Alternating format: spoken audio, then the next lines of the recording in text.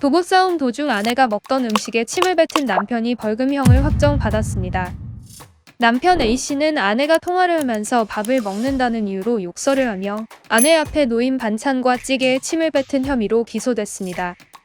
A씨는 아내와 부부싸움을 하면서 아내의 몸을 밀치고 같은 해 5월 아내가 차량 문을 잠그고 열지 않자 플라스틱 물병을 운전석 앞 유리에 집어던진 혐의도 받고 있습니다.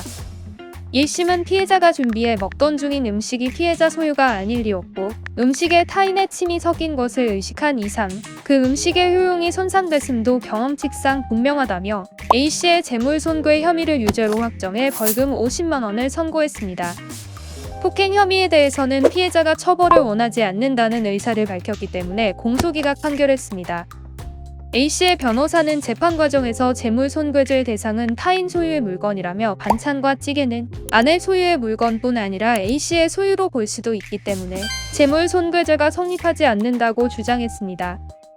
하지만 2심 재판부는 타인의 재물을 손괴한다는 것은 타인과 공동으로 소유하는 재물을 손괴하는 경우도 포함한다며 A씨의 항소를 기각했습니다.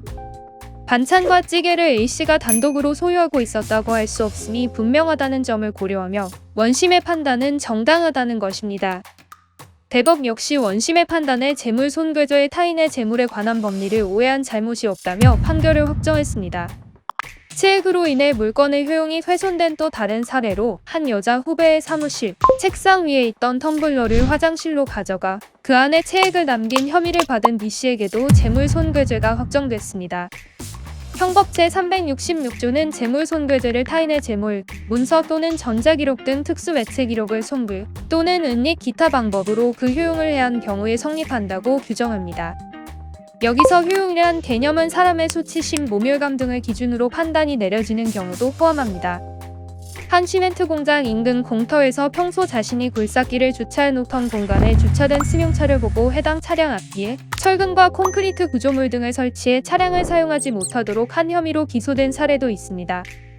재판부는 재물의 효용을 해야 한다고 함은 사실상으로나 감정상으로 그 재물을 본래의 사용 목적에 제공할 수 없는 상태로 만드는 것으로 일시적으로 그 재물을 이용할 수 없게 만드는 것도 포함한다고 설명했습니다.